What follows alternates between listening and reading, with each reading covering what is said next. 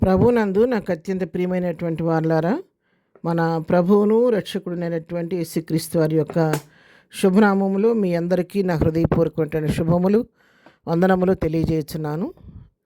ప్రియులారా, మరి ఉదయకాలం ఒక చిన్న విషయాన్ని మీకు తెలియచేయాలనుకుంటున్నాను. మరి చాలామంది మెసేజ్ వింటున్నారు, విని కొంతమంది కామెంట్స్ పెడుతున్నారండి. మీరు ఇస్తున్నటువంటి ప్రోత్సాహాన్ని బట్టి మీకు నా వందనాలు తెలియజేస్తున్నాను. కొంతమంది లైక్ చేస్తున్నారు, వారికి కూడా నా హృదయపూర్వక వందనాలు తెలియజేస్తున్నాను. కొంతమంది యూట్యూబ్లో పెట్టకపోయినా వాట్సాప్లో రెస్పాన్స్ తెలియజేస్తున్నారు. మరి మాకు చాలా ప్రోత్సాహకరంగా ఉన్న మెసేజెస్ అని తెలియజేస్తున్నారు. వారికి కూడా వందనాలు తెలియజేస్తున్నారు. మీరు వీలైతే వాట్సాప్లో కాకుండా డైరెక్ట్ యూట్యూబ్లో పెట్టడానికి ట్రై చేయండి. ఇతరులకు కూడా అది మరి ప్రోత్సాహకరంగా ఉంటుంది కాబట్టి యూట్యూబ్లో మీ యొక్క రెస్పాన్స్ పెట్టాలని తెలియజేస్తూ ఉన్నాను. అంతేకాదు చాలామంది స్టేటస్లో చూస్తున్నారు. మరి స్టేటస్లో చాలామంది చూస్తున్నారు కానీ మరి పూర్తిగా వింటలేదేమో కానీ మరి చూస్తున్నారు కానీ యూస్లో వచ్చేసరికి తక్కువ మంది కనబడుతున్నారు.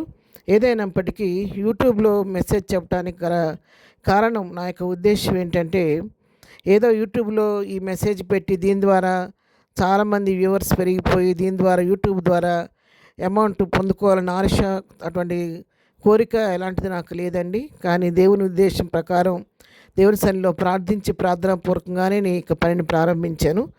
నాకు ఉద్దేశం ఏంటంటే, ప్రభువు నాకు ఇచ్చినటువంటి తలాంతును, ఆయన నాకు ఉచితంగా ఇచ్చిన కృపను నాలోనే దాచిపెట్టుకోకుండా ప్రభువు నాకు ఇచ్చిన కృపను నేను ఇతరులకు ఉచితంగా పంచిపెట్టాలి ఈ సువార్త అనే ఉద్దేశంతో నేను యొక్క మార్గాన్ని ఎన్నుకోవటం జరిగింది. దీని ద్వారా అనేకులు ఎక్కడున్నప్పటికీ వారు విని తమ గృహంలో ఉండి కూడా వాక్యం విని వాక్యం ద్వారా ప్రోత్సహించబడాలి, బలపడాలనే ఉద్దేశంతోనే ఈ యొక్క కార్యక్రమం ప్రారంభించడం జరిగింది. మరి చాలామంది వింటున్నారు, దాన్ని బట్టి వందనాలు తెలియచేస్తూ ఉన్నాను. మరి వ్యర్థమైన వాటికి మరి వేరే కొన్ని పెట్టినప్పుడు వాటి లక్షల్లో వస్తే కానీ వ్యూస్ దేవుని వాక్యం అనేసరికి చాలామంది నిర్లక్ష్యంగా వినటానికి ఇష్టపట్టలేదు.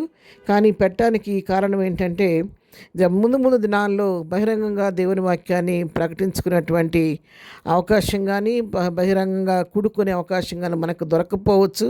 సమయం ఉండగానే దాన్ని సద్వినియోగం చేసుకోవాలి.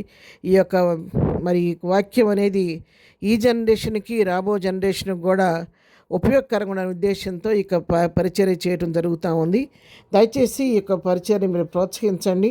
మరి మీ యొక్క రెస్పాన్స్ని వ్యూస్ ద్వారా తెలియచేసి కామెంట్స్ తెలియచేస్తే అది నాకెంతో ప్రోత్సాహకరంగా ఉంటుంది, అనేకులకు కూడా ప్రోత్సాహకరంగా ఉంటుందని తెలియచేస్తున్నాను. దయచేసి ఈ ఛానల్ అభివృద్ధి కొరకు కూడా మీరు ప్రార్థన చేయాలని ప్రభు పేరట మీకు ప్రేమతో తెలియచేస్తూ ఉన్నాను. ఈరోజు వాక్య ధ్యానం కొరకు మనం తీసుకున్నటువంటి లేఖన భాగము సామెతల గ్రంథము 16వ అధ్యాయము 7వ వచనం చదువుకుందాం. ఒకని ప్రవర్తన యెహోవాకు ప్రీతికరమగినప్పుడు ఆయన వారి శత్రువులను సహా వారికి మిత్రులుగా చేయును. ఆమేన్. దేవుని నామమునకు మహిమ కలుగును గాక. దానియేలు సొలొమోను చెప్తున్నటువంటి మాటలు ఈ వాక్య భాగాన్ని మనం గమనించినట్లయితే, ఒక వ్యక్తి తన జీవితంలో ఎవరికైనటువంటి శత్రువులు లేదా మరి కొంత వ్యతిరేకత ప్రతి వారికి ఉంటూ ఉంటుంది. అందరూ మనకు అనుకూలంగా, అందరూ మనకు మిత్రులుగా ఉండరు కదండి. కొంతమంది మనల్ని ప్రేమించేవారు ఉంటారు, మిత్రులుగా ఉండేవారు ఉంటారు, కొంతమంది ప్రోత్సహించే ఉంటారు, కొంతమంది మనల్ని చూసి విమర్శించేవారు కూడా ఉండకపోరు, కొందరు శత్రువులుగా ఉండేవారు కూడా ఉంటారు. కానీ మనము వారిని బట్టి కాకుండా ప్రభువుని బట్టి వారిని ప్రేమిస్తూ మనం దేవునికి ఇష్టమైన రీతిలో జీవిస్తూ మనకు ప్రవర్తన ప్రీతికరంగా, ప్రభువుకు ప్రీతికరంగా మన నడవడి, మన ప్రవర్తన, మన మాట, మన యొక్క భక్తి జీవితం, మన ప్రార్థన జీవితం దేవునికి ప్రీతికరంగా ఉన్నప్పుడు ప్రభు మనకు వ్యతిరేకంగా ఉన్న వారితో మాట్లాడి, మనకు శత్రువులుగా ఉన్న వారితో మాట్లాడి వారిని హృదయాలను దర్శించి వారిని ఏమంటే వాళ్ళు అర్థం చేసుకునే విధంగా కార్యం చేసి వారిని కూడా తిరిగి నీకు మిత్రులుగా మారుస్తానని చెప్పి దేవుని వాక్యం సెలవిస్తూ ఉంది. కాబట్టి ప్రియులారా, ఉదయకాలం దేవుని వాక్యం మనతో మాట్లాడుతుండగా మన జీవితంలో, మీ జీవితంలో, నా జీవితంలో అనేక మంది వ్యతిరేకులు నీకు ఉండొచ్చు, శత్రువులు నీకు ఉండొచ్చు. కానీ భయపడొద్దు. వారిని బట్టి వారి కొరకు ప్రేమతో వారిని ప్రేమించండి, వారి కొరకు ప్రార్థన చేయండి.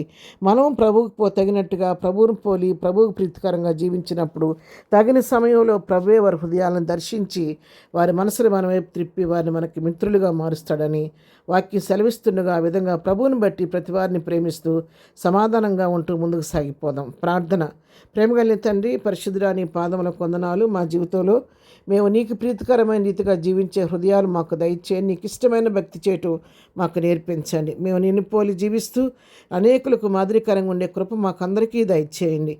మా జీవితాల్లో ఉన్నటువంటి వ్యతిరేకమైన వారితో మాట్లాడి వారితో సమాధానంగా ఉండటానికి మాకు నేర్పించండి. వారి మనసులు కూడా కరిగించి సరిహద్దుల్లో మా జీవితాల్లో సమాధానం కలుగు చేయండి. నీకు ఇష్టమైన జీవితం జీవిస్తూ అనేకులను త్రిప్పగలిగిన కృప మాకు అందరికీ దయచేయండి. ఈ దినం మేము చేయ పనిపాట్లో రాకపోకల్లో క్షేమం దయచేయండి. ఈ దినం బర్త్డే, మ్యారేజ్ చేసుకున్న బిడ్డలను దీవించండి, ఆశీర్వదించండి. బలహీనలు ముట్టి స్వస్థపరచండి, దుఃఖంలో ఉన్న వారిని ఓదార్చండి. నీటి రాయిపోతున్న బిడ్డలకు కావాల్సిన పరలోక జ్ఞానం దయచేయమని యేసునామములో ప్రార్థించడిగి పొందుకొని ఉన్నాము తండ్రి. ఆమెన్. ప్రభు కృప సదాకాలం మనందరికీ తోడై నడిపించునుగాక. ఆమెన్.